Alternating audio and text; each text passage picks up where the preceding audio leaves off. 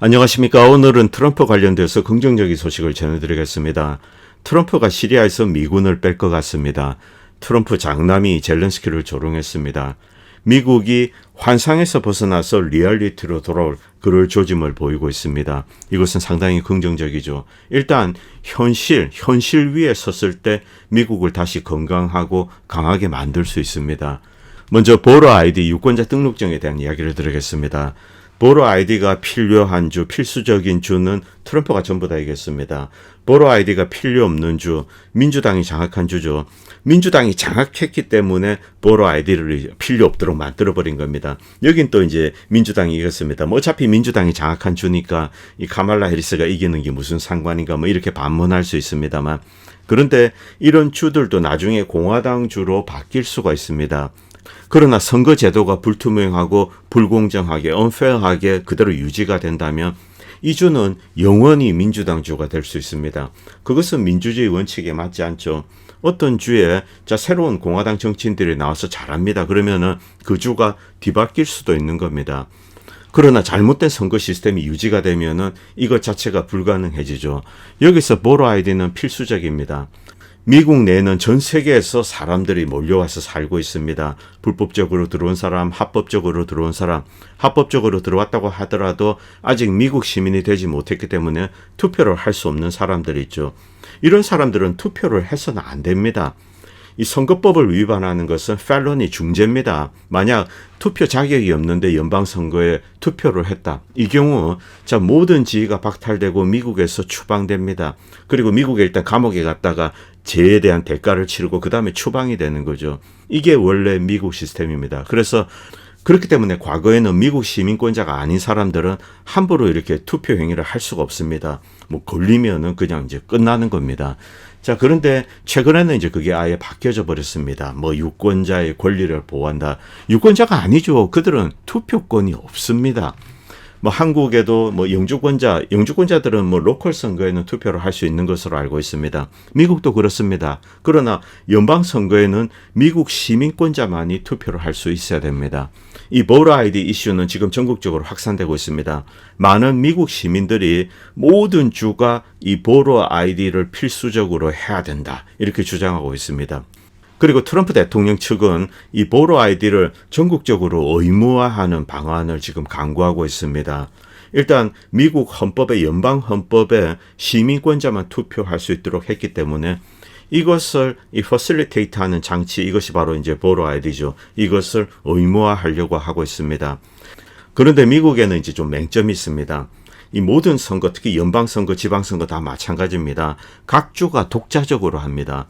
뭐 그 주의 로컬 선거는 당연히 이제 주에서 하는데 이 연방 선거도 각 주가 이렇게 뭐 투표에 관련된 법률, 규칙 이런 것을 제정하고 각 주가 나름대로 이제 실행을 합니다. 물론 그 주 주민들의 동의가 있어야 되죠. 그러나 민주당이 장악한 주들은 공화당 유권자들의 이런 주장 이런 것을 완전히 묵살하고 일방적으로 자신들의 유리한 이런 제도를 만들어서 일방적으로 밀어붙이고 있습니다. 지금 뭐 이 민주당 장악한 주들 가면은 민주주의 사회가 아닙니다. 완전히 뭐 이 전체주의 국가 이런 식으로 흐르고 있죠. 어쨌든 각 주가 독자적으로 이 선거를 관리하기 때문에 연방에서 각 주의 선거 시스템에 개입할 수 있는 여지가 없습니다. 그렇기 때문에 트럼프 행정부가 이 부분을 어떻게 풀 건지 이것이 이제 가장 큰 숙제입니다. 그리고 미국의 이제 재정 상태로 좀 돌아오겠습니다. 이 공적 부채가 지금 아주 가파르게 늘고 있습니다. 뭐 코비드 이후 정말 뭐 미친 듯이 공적 부채가 늘고 있죠. 그리고 이 스피드가 좀처럼 줄고 있지 않습니다. 일단 부채가 느니까 거기에 대한 이자를 많이 지불해야 됩니다. 뭐 이런 것도 여기에 더하는 거죠. 여기다가 지금 뭐 우크라이나전에도 엄청난 돈을 퍼주고 있죠. 과연 이것이 지탱 가능한가? 그리고 만약 이제 이 미국의 공적 부채에 대해서 어떤 문제가 발생한다.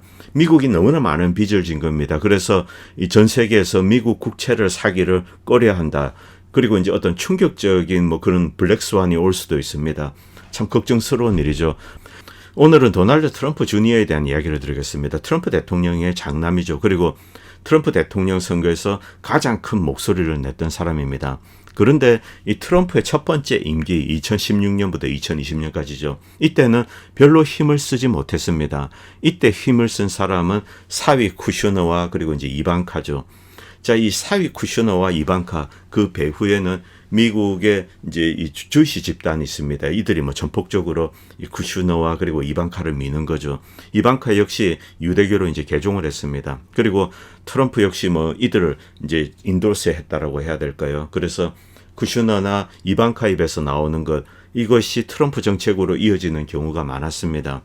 그런데 최근에는 이 트럼프 주변에 이방카와 쿠슈너가 좀 사라졌습니다. 물론 당선되고 이럴 때 조금씩 이제 가족 모임일 때 등장은 합니다만 지금 현재 활발하게 목소리를 내고 있는 사람은 도널드 트럼프 주니어입니다. 장남이죠.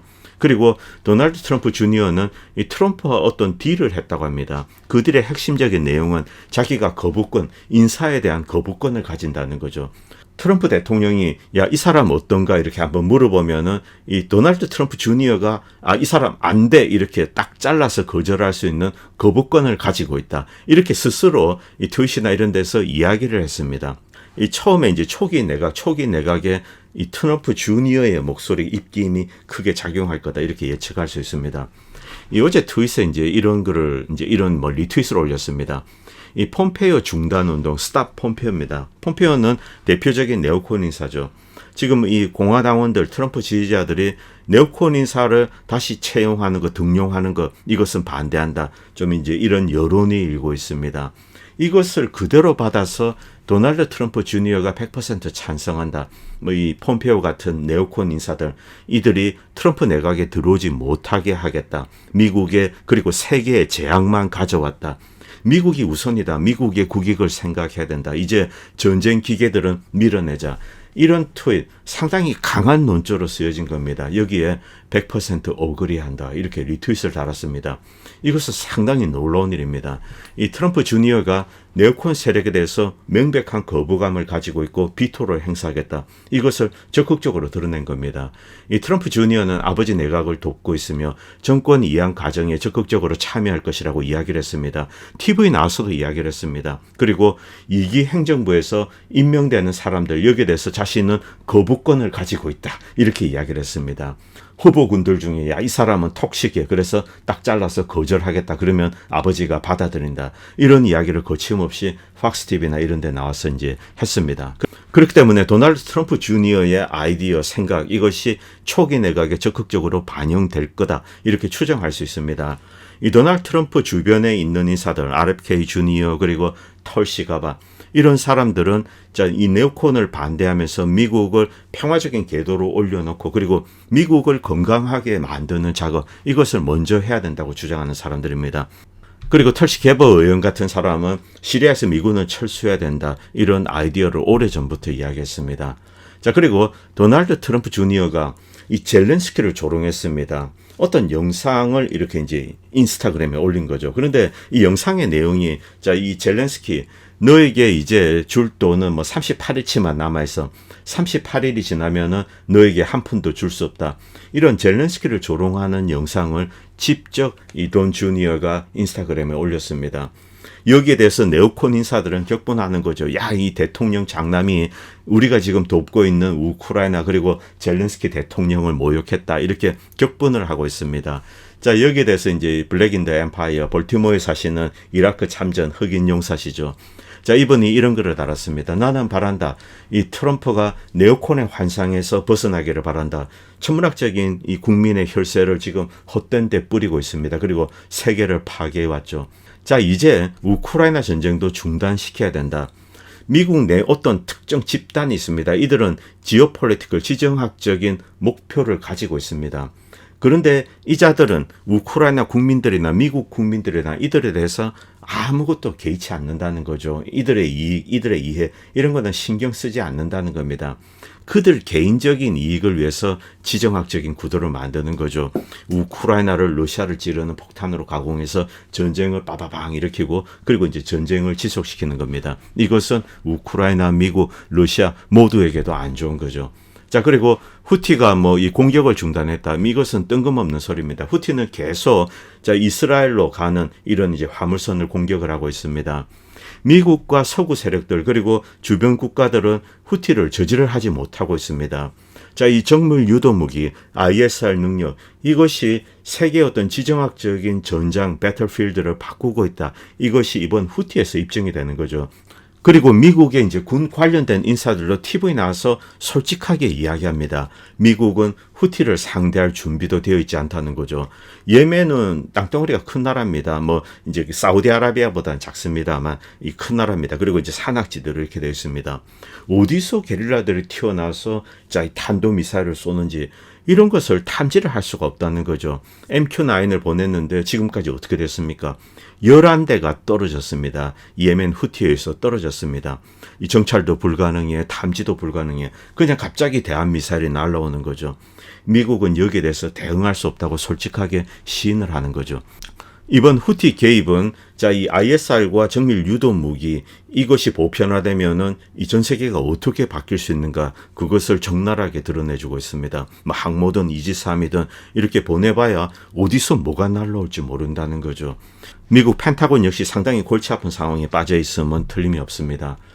그리고 이런 상황에서 RFK 주니어가 트럼프 대통령은 시리아에서 미군을 철수시키기를 원한다. 이미 2017년에 한번 시도를 했는데 펜타곤의 반대에 의해서 좌절이 되었습니다. 그리고 2018년에 또다시 이때는 이제 일방적으로 트럼프 대통령이 시리아에서 미군을 빼겠다 이렇게 발표를 했습니다. 그런데 이 펜타곤에서 장군들이 몰려가가지고 또 이제 이것을 뜯어말렸습니다. 그래서 결국 좌절되었는데 이번에도 역시 트럼프는 시리아에서 미군을 빼겠다 이렇게 이제 이야기를 했다고 합니다. 일단 본인이 직접 이야기한 것은 아니고 RFK 주니어의 입을 빌려서 이런 내용이 공개가 되었습니다. 이것은 매우 긍정적인 겁니다. 이 미국이 이 시리아 내 미군을 보내고 있다. 일방적으로 점령을 하고 밀과 그리고 석유를 훔치고 있는 겁니다. 이 시리아 내전은 지난 한 20년 동안 미국이 잘못한 것 중에 가장 대표적인 것 중에 하나입니다. 리비아랑은 상황이 조금 다릅니다. 리비아를 파괴한 주범은 미국이 아니고 프랑스의 사르코지입니다.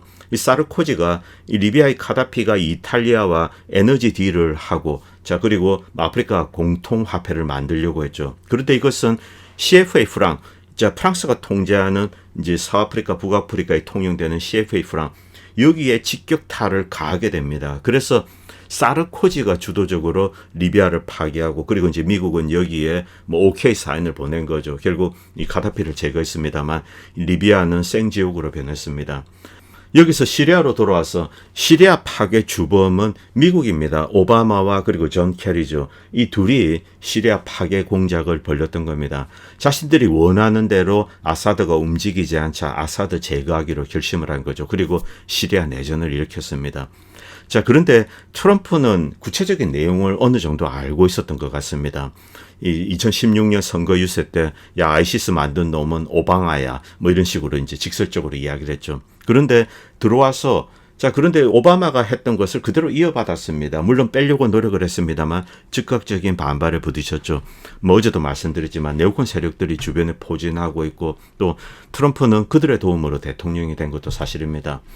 트럼프는 시리아에서 이제 미군을 빼기를 원한다. 이것이 기사화되어서 여기저기 언론에서 올라오고 있습니다. 그래서 RFK 주니어의 이 말은 사실인 것으로 그렇게 추정되고 있습니다.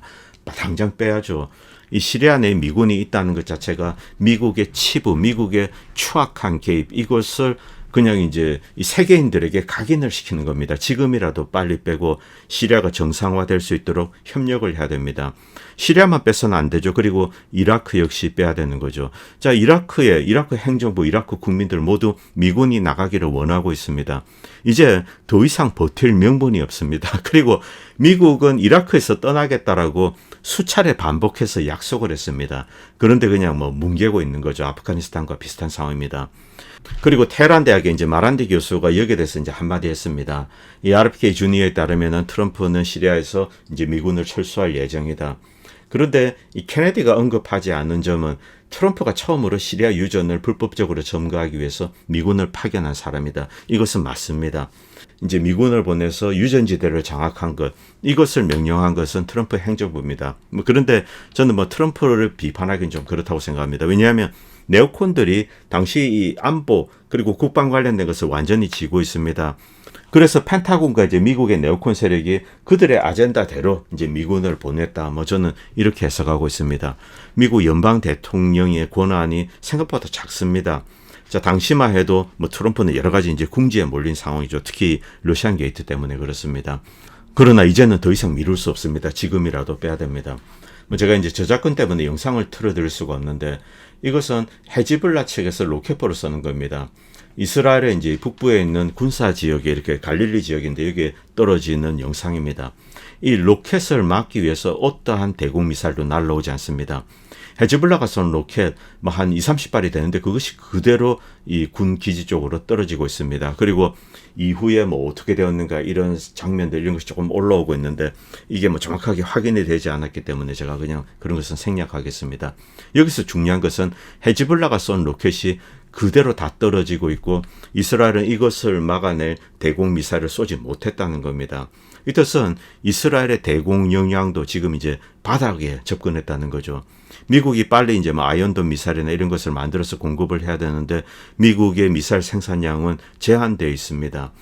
이 전쟁을 끌면 끌수록 이스라엘은 이제 군사적인 역량이 줄어들게 되는 거죠. 자, 이 이란은 많은 이제 미사일, 폭탄, 로켓포 이런 것을 계속 생산하고 있습니다. 그렇기 때문에 이 전쟁은 덩치로 하는 겁니다. 이 작은 덩치의 나라가 주변 국가들을 상대로 여기저기 다 두들겨서 패고 이제 싸우는 겁니다. 이래서는 이 나라가 살아갈 수가 없죠. 자, 이들이 믿는 구석은 바로 미국입니다. 그런데 미국의 역량도 제한되어 있는 겁니다. 바로 그렇기 때문에 이런 이제 일이 가능해진 거죠. 자, 그리고 나토 사무총장 이제 마크 리터, 전에는 네덜란드의 총리인가요? 그 출신이죠. 그런데 이 양반은 허수아비입니다. 네덜란드의 정치인이었을 때도 허수아비, 배후의 어떤 거대한 글로벌리스트 세력의 허수아비에 불과합니다. 자, 이자가 트럼프에 대해서 이제 경고를 했습니다. 트럼프가 만약에 우크라이나를 푸틴에 넘기면 저는 개인적으로 미국을 나토에서 추방할 것이다. 이 이야기가 나오자 이제 암체 워로드는 제발 플리즈 이런 식으로 댓글을 달았습니다. 자, 그런데 이 친구는 이 허수아비죠. 배후의 어떤 세력이 트럼프에 경고하는 것 같습니다. 그런데 무의미한 일이죠. 이 나토의 존재는 미국 때문에 가능한 겁니다.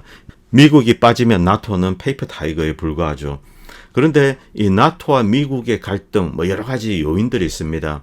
이 나토 국가들은 비싼 미국의 무기를 강제적으로 사야 됩니다. 그리고 미국은 지금 나토가 이제 서구 유럽의 나토 국가들이 비무장화, 탈무장화된 상황에 좀 기여를 한 측면이 있습니다.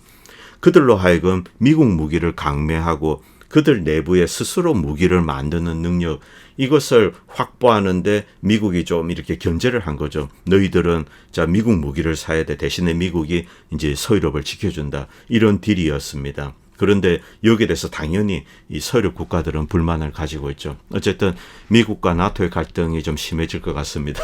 이 와중에 이제 독일의 외무장관 베어복입니다. 베어복이 우크라이나 참호에 와서 이렇게 작전 지령을 내리는 그런 데 같습니다. 여기 와서 이렇게 있습니다. 아무것도 모르는 깡통이죠. 이런 애가 지금 마치 전쟁 영웅처럼 이렇게 휩쓸고 다닙니다. 이게 독일의 내각의 현 주소죠. 이 녹색당 그리고 이 숄츠 정권들 이들은 조만간에 붕괴될 겁니다. 그리고 이제 또 다른 전 나토 고위 사령관 제임스 이제 스타브레이디스, 이 친구가 이런 이야기를 했다고 합니다. 어제 나왔던 트럼프 측 아이디어다. 이게 트럼프 생각인지 모르겠습니다만 푸틴이 일단 이 땅은 먹고 크림부터 4개 지역은 먹고 나머지 지역은 EU에 가입하고 3에서 5년 내 나토에 들어갈 수 있는 패스를 주고 그리고 유럽군이 들어가서 지킨다. 그리고 이제 이 남북한처럼 이 중간에 이제 비무장지대를 만든다. 이런 깜찍한 발상을 거들었습니다. 이것은 러시아가 용납을 하지 않습니다. 물론 이렇게 반문하는 사람도 있습니다. 미국과 서유럽이 군대를 우크라이나 땅으로 보내면 러시아 집까지 뭘 할 건데 이런 반문을 할 사람이 있습니다. 러시아는 즉각적으로 들어오는 이제 서방 군대, 즉각적으로 파괴하게 될 겁니다. 그리고 이쪽에 있는 이제 서구 국가와 미국은 거기에 대해서 제대로 대응을 할 수가 없습니다. 이것이 냉정한 현실이죠. 만약 러시아 본토에 장거리 공격을 가한다. 이제 세계 3차 대전이 터지는 겁니다. 자, 이제 러시아의 모든 핵무기가 이렇게 딱 준비를 하고 있는 거죠. 미국은 우크라이나 때문에 러시아와 핵전쟁을 할 그럴 생각을 전혀 갖고 있지 않습니다. 이것은 영국도 프랑스도 마찬가지입니다. 애초 핵 강국, 러시아 같은 핵 강국은 이런 방식으로 건드려서는 안 되는 거죠. 물론 러시아를 상대로 장난질은 할 수 있습니다. 지금까지 그렇게 해왔죠. 그런데 어떤 선은 넘을 수 없다는 겁니다. 푸틴이 여기에 대해서 이제 재밌는 이야기를 했습니다. 이 서구에 대해서 이야기를 하면서 이 서구의 정치 지도자를 좀 모욕할 생각은 없다. 그런 의도는 전혀 없다. 다만 이 서구가 부족한 것이 한 가지가 있는데 그것은 바로 머리다, 머리. 브레인이 없다. 생각하는 사람이 없다는 겁니다. 러시아를 상대로 어떤 선을 넘는 불장난을 했을 경우 그것은 서구의 파멸로 이어진다. 이 우회적으로 경고를 한 겁니다. 자, 그리고 이제 더글라스 맥그리거 대령이 매우 좋은 이야기를 하셨는데 제가 그것을 좀 소개해 드리겠습니다. 지금 트럼프는 200%, 300% 이런 관세 이야기를 하고 있습니다. 그런데 다시 이제 냉정하게 현실로 돌아오자는 거죠. 자, 미국이 중국을 퍼니시한다, 처벌한다, 벌 준다. 자, 이런 걸 할 수가 있습니다. 그런데 그 다음에 미국이 더 큰 고통을 겪을 수가 있다는 거죠. 3월에 이 중국의 이제 글로벌 사우스 향 수출액 이것이 1조 6천억 달러에 육박한다고 합니다. 그런데 이 시기에 중국의 대미 수출은 약 한 4천억 달러. 즉 미국에 수출하는 것의 4배를 글로벌 사우스에 수출한다는 거죠. 브릭스 국가에 수출을 하는 겁니다. 그리고 미국, 유럽, 일본 이들 국가를 향해서 이제 수출하는 거 이것보다 더 많다는 거죠. 미국, 유럽, 일본에 대해서는 1조 3,800달러를 수출했는데 자, 글로벌 사우스에 대해서는 1조 6천억 달러를 수출한다. 이것이 무슨 뜻인가? 미국이 중국을 처벌하기 위해서 관세를 때립니다. 그런데 글로벌 사우스 수출액의 4분의 1에 불과하다는 거죠. 중국은 이것을 흡수하고 극복하게 된다는 겁니다. 그리고 미국의 이제 수많은 이 제조업들, 물론 미국 역시 완제품 만들어내고 그런 게 있습니다. 그런데 이것은 또 중국에 의존하고 있습니다. 그래서 미국에 오히려 더 큰 타격을 줄 수 있다. 이런 상황을 냉정하게 이제 이야기를 하는 거죠. 자, 이제 미국이 일방적으로 중국을 처벌할 수 있는 그런 시기가 지났다는 겁니다. 러시아에 대해서도 비슷한 상황이 벌어졌습니다. 미국은 러시아를 해치기 위해서 제재를 가하고 또 수출을 차단하고 이런 것을 했습니다. 그런데 어떻게 되었는가? 러시아가 더 큰 이익을 보고 친구들, 유럽이나 일본, 한국이 피해를 봤습니다. 그리고 우크라이나는 파괴되었고 폐허가 되었습니다. 미국은 수천억 달러를 낭비했습니다. 그리고 우크라이나군이 최소한 60만 명이 죽은 것으로 추정됩니다. 60만 명의 사망, 그리고 120에서 150만 명 정도의 부상자. 이들에 대해서 미국이 결국 책임이 있다는 거죠. 그리고 우크라이나 국가는 이제 사라졌습니다. 수백만 명이 우크라이나를 버리고 떠났습니다. 우크라이나가 조만간 회복될 가능성은 낮고 러시아는 자신들이 원하는 것, 즉 러시아계 주민들을 보호하고 또 이들을 위해서 어떤 지역을 독점하게 될 것입니다. 러시아는 결국 이겼다는 거죠. 그리고 미국은 중국에 대해서 이런 이야기를 했습니다. 러시아가 만약 승리하면 중국인들이 동유럽으로 오게 된다. 몽골리안들이 오게 된다. 이런 식의 이야기를 떠들었죠. 그런데 중국은 동유럽 쪽으로 오지 않았습니다. 그리고 최근에는 서유럽의 황색 공포증을 가중하기 위해서 자, 북한군이 온다 이런 거짓 선전전을 했습니다. 그런데 이것도 결국 흐지부지 되고 있습니다. 이 북한군은 코빼기도 보이지 않는 거죠. 그리고 중국 입장으로 돌아오겠습니다. 중국은 동유럽을 정복하기를 원한 적이 없습니다. 중국이 제정신이라면 지금 이 문제거리 골치 아픈 유럽을 정복하고 싶어 할까? 이것은 중국에게 재앙이 될 것이다. 이렇게 반문하고 있습니다. 지금 서구에 있는 사람들은 이런 것에 대해서 전혀 생각을 하지 못한다는 겁니다.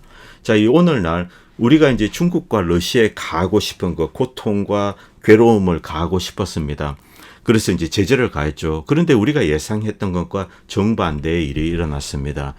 제재, 위협 이런 개념이 이제 사라져야 된다는 거죠. 왜냐하면 효과가 없기 때문에 그렇습니다.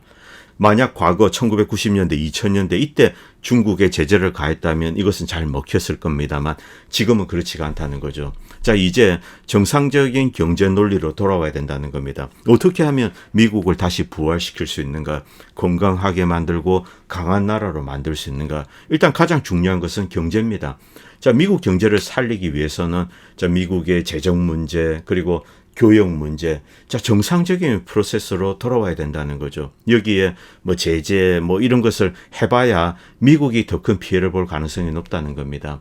가까운 미래에 미국이 금융위기나 경제위기에 직면할 가능성이 높은데, 자, 위기에 직면하면은 미국이 정상적인 플로우로 돌아올 수 있도록 이렇게 빠르게 이 엑셀러레이트 할 거다. 이런 이제 좀 슬픈 예측까지 하고 계십니다. 그리고 미어샤이머 교수도 이런 이야기를 했습니다. 오랫동안 중국 봉쇄를 지지해 왔죠. 자, 러시아와 손을 잡고 중국을 포위해야 된다. 왜냐하면 미국의 패권을 위협할 수 있는 국가는 러시아도 아니고 뭐 일본도 아니고 중국이다. 중국은 일단 기본적으로 사이즈가 됩니다. 그런데 미어샤이머 교수는 이렇게 이제 실토를 합니다. 안타깝게도 시기를 놓친 것 같다. 한 2000년대 늦어도 이제 2000년대는 했어야 되는 거죠. 그런데 중국이 너무나 커져버린 겁니다. 이제 돌이킬 수 없는 지점을 지난 것이 아닌가. 이 미국이 중국을 이제 가두기 위해서 컨테인하기 위해서 어떤 조치를 취하면은 이것이 부메랑이 되어서 미국에 더 큰 피해를 입힐 가능성이 높아졌다는 겁니다. 이 점을 며칠 전에 미어샤이머 교수는 이제 지적을 했습니다. 참 안타까운 일이죠. 이 중국의 부상, 여기에 결정적인 도움을 준 나라는 바로 미국입니다. 2000년대 초만 해도 이 중국에 최혜국 특혜를 주고, 그러니까 중국이 영원히 미국의 노예처럼 남아있을 것으로 이런 바보 같은 착각을 했다는 거죠. 그러나 중국인들은 바보가 아닙니다. 이 중국인들은 미국을 따라잡고 미국을 능가하기 위해서 자, 숨어서 이렇게 칼을 간 거죠. 뭐 계룡산에 올라가서 이제 돌을 닦고 있었던 겁니다. 그런데 미국은 그냥 방만하게 이 오만하게 그냥 가만히 있었다는 거죠. 그런데 최근에 지난 몇 년 동안 이것을 깨닫고 바꾸려고 노력을 했습니다만 러우전이 터졌습니다. 미국이 러시아를 끌어들여서 중국을 컨테인해야 되는데 미국이 먼저 러시아를 친 거죠. 그리고 러시아는 중국과 손을 잡았습니다. 여기서 미어샤이머 교수가 생각했던 중국 봉쇄 어떤 블루프린트가 있습니다. 청사진이 있는데 거기에 큰 구멍이 발생한 거죠. 러시아와 중국이 손을 잡았다는 겁니다. 정말 안타까운 일이죠. 그러나 모든 일에는 이제 늦었다 이런 것은 없습니다. 미국이 이제라도 다시 이제 패권국의 지위를 강화하기 위해서는 여러 가지 해야 됩니다. 그런데 이게 과연 가능할까? 제조업을 부활시키는 수밖에 없습니다. 물건을 만들어야 되죠. 자, 좀 지난한 과제가 남아있는데 어떻게 될지 모르겠습니다. 오늘 방송은 여기까지 하도록 하겠습니다. 감사합니다. 본 채널은 시청자님들의 후원으로 유지됩니다. 여러분의 도움은 작은 미디어에 큰 도움이 됩니다. 감사합니다.